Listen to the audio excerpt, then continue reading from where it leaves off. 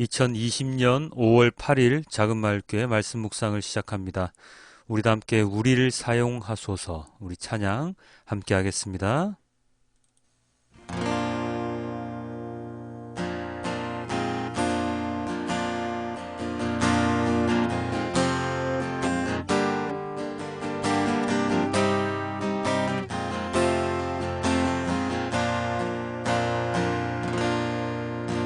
우리에겐 소원이 하나 있네.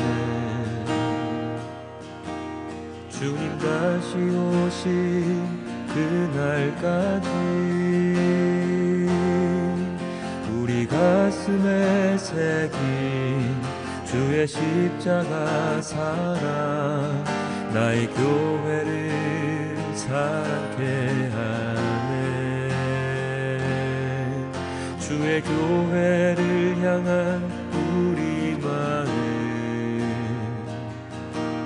희생과 포기와 가난과 고난,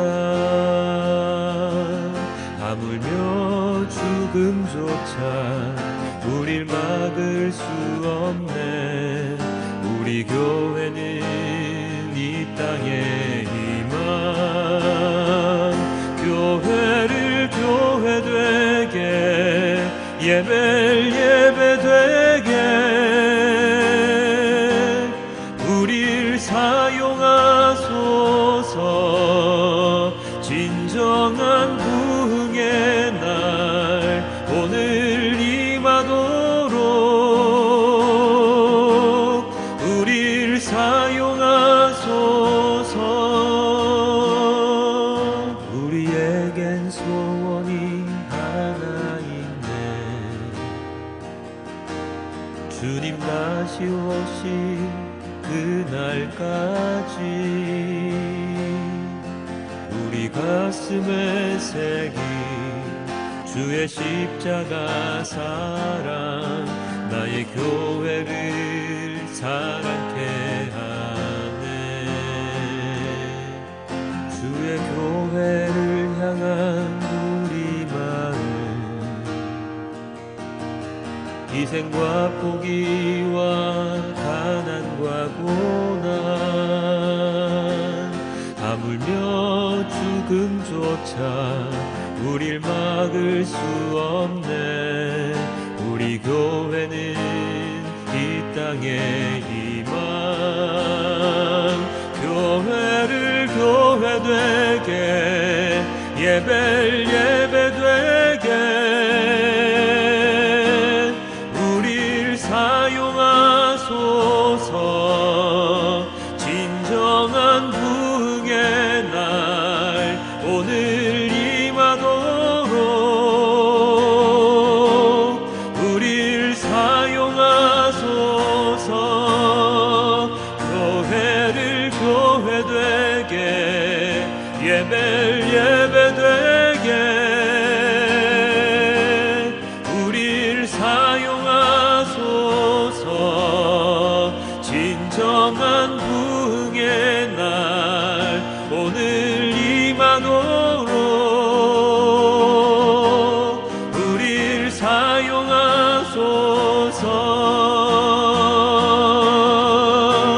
성령 안에 예배하리라. 자유의 마음으로 사랑으로 사역하리라. 교회는 생명이니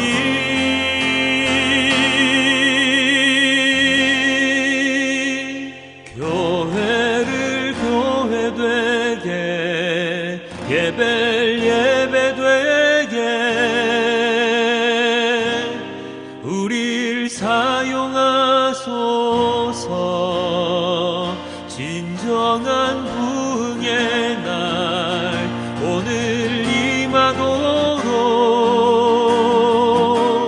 우릴 사용하소서. 교회를 교회 되게, 예배를 예배 되게, 우릴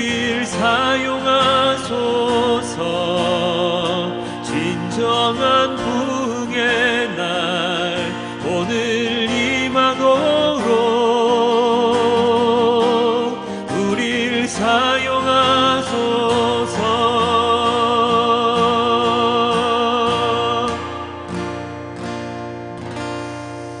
우리가 교회인데 교회를 교회되게 하지 못하고 살아가고 있습니다. 주님, 우리가 예배자인데 진정한 예배자로서 살아가고 있지 못하고 있습니다. 주님, 교회가 교회되게, 예배가 예배되게, 회복되게 하여 주시옵소서. 주님의 말씀을 통하여 주님의 종으로서, 주님의 말씀에 순종하는 자로서 돌아갈 수 있도록 주님 인도하여 주시옵소서. 우리의 모든 것을 주님께 바칩니다. 이 모든 말씀 우리 주 예수 그리스도의 이름으로 기도드렸습니다. 아멘. 오늘의 말씀은 이사야 56장 1절부터 8절까지의 말씀입니다. 주님께서 말씀하신다. 너희는 공평을 지키며 공의를 행하여라. 나의 구원이 가까이 왔고 나의 의가 곧 나타날 것이다. 공평을 지키고 공의를 철저히 지키는 사람은 복이 있다. 안식일을 지켜서 더럽히지 않는 사람, 그 어떤 악행에도 손을 대지 않는 사람은 복이 있다. 이방 사람이라도 주님께로 온 사람은 주님께서 나를 당신의 백성과는 차별하신다 하고 말하지 못하게 하여라. 고자라도 나는 마른 장작이 지나지 않는다 하고 말하지 못하게 하여라. 이러한 사람들에게 주님께서 이렇게 말씀하신다. 비록 고자라 하더라도 나의 안식일을 지키고 나를 기쁘게 하는 일을 하고 나의 언약을 철저히 지키면 그들의 이름이 나의 성전과 나의 성벽 안에서 영원히 기억되도록 하겠다. 아들, 딸을 두어서 이름을 남기는 것보다 더 낫게 하여 주겠다. 그들의 이름이 잊혀지지 않도록 영원한 명성을 그들에게 주겠다. 주님을 섬기려고 하는 이방 사람들은 주님의 이름을 사랑하여 주님의 종이 되어라. 안식일을 지켜 더럽히지 않고 나의 언약을 철저히 지키는 이방 사람들은 내가 그들을 나의 거룩한 산으로 인도하여 기도하는 내 집에서 기쁨을 누리게 하겠다. 또한 그들이 내 제단 위에 바친 번제물과 희생 제물들을 내가 기꺼이 받을 것이니 나의 집은 만민이 모여 기도하는 집이라고 불릴 것이다. 쫓겨난 이스라엘 사람을 모으시는 주 하나님께서 말씀하신다. 내가 이미 나에게로 모아드린 사람들 외에 또 더 모아드리겠다. 아멘. 오늘 말씀 1절 다시 한 번 더 보겠습니다. 너희는 공평을 지키며 공의를 행하여라. 나의 구원이 가까이 왔고 나의 의가 곧 나타날 것이다. 하나님의 말씀, 오늘 1절, 이 구절을 보면 다양한 단어가 등장을 하는데요. 너희, 공평, 공의, 그리고 구원, 의, 이런 단어들이죠. 너희는 물론 이스라엘 백성을 의미하는 것이겠고요. 공평과 공의, 개역개정에서는 정의와 의로 번역이 되었는데요. 공평과 공의, 그 다음에 정의와 의, 이 단어들이 이 구절 속에서 두 번씩이나 말씀되었다는 것과 그리고 마지막에 또 나의 의, 개역개정에서는 공의라는 단어가 나타나는데요. 이렇게 나의 의, 공의 이렇게 말씀을 하셨는데 공의와 의, 정의, 공평이 도대체 무엇이길래 하나님은 이렇게 우리에게 말씀을 여러 번 반복해서 하시겠습니까? 공의와 정의, 의는 하나님께서 우리에게 강조하시는 것들 중 하나인데요. 공의와 정의, 의를 행하지 않으면 반대편에는 어떤 단어들이 있겠습니까? 죄라는 단어가 제일 먼저 떠오르죠. 그리고 차별이라는 단어도 떠오릅니다. 그리고 마지막에 나의 의는 앞선 공평과 공의, 정의와는 조금 다른 성격인데요. 앞에 공평, 정의, 의가 인간이 행해야 하는 것을 일컫는다면 마지막에 나의 의는 바로 하나님의 의, 즉 하나님으로부터 나오는 의를 의미합니다. 좀 복잡한가요? 좀 간단하게 말한다면 우리는 죄인인데요. 죄를 지으며 살아갈 수밖에 없는 인간인데요.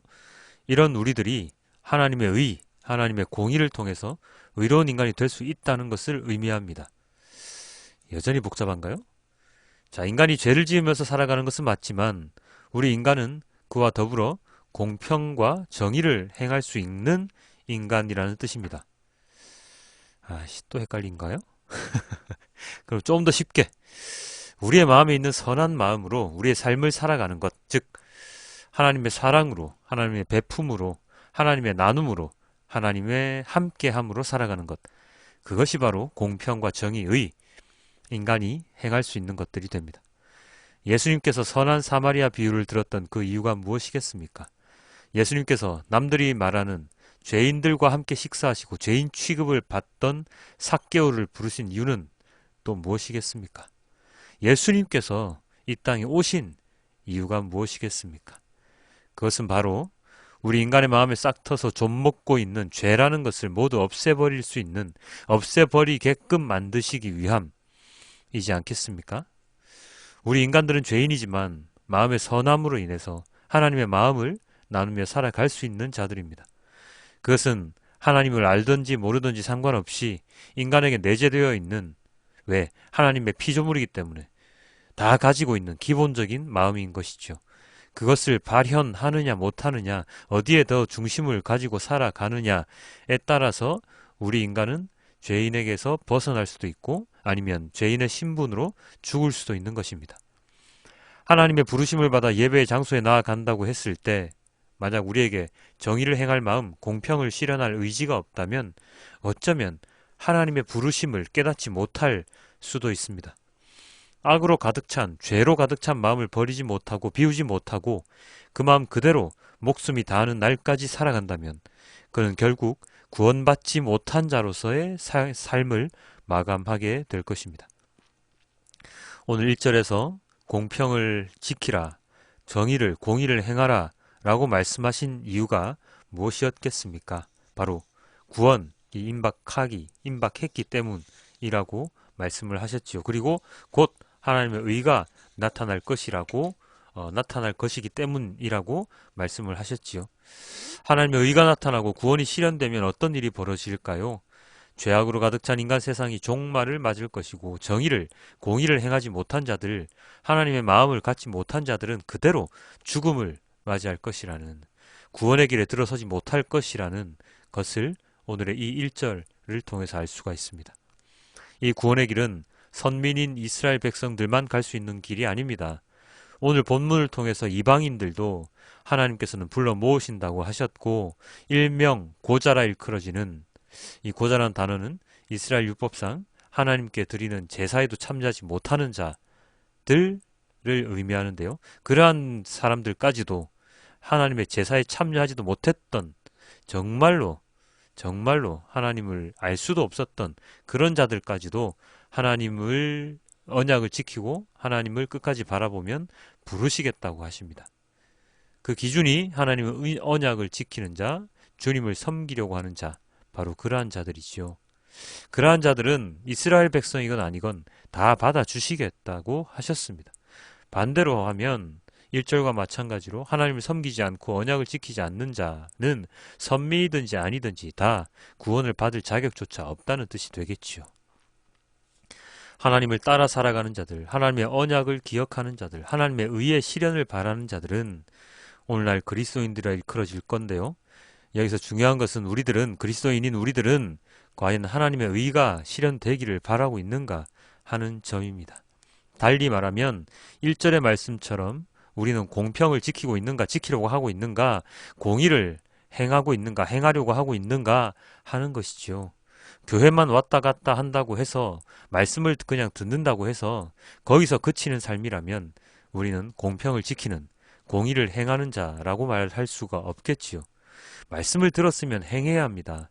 말씀을 들었다면 실천을 해야 합니다. 그리고 하나님과의 약속, 언약을 지키려고 노력해야 하며 철저히 주님의 종이 되어야 하는데, 그것은 겉으로 보기에만 그런 자가 아니라 중심까지도 하나님을 따르는 자가 되어야 한다는 뜻이죠.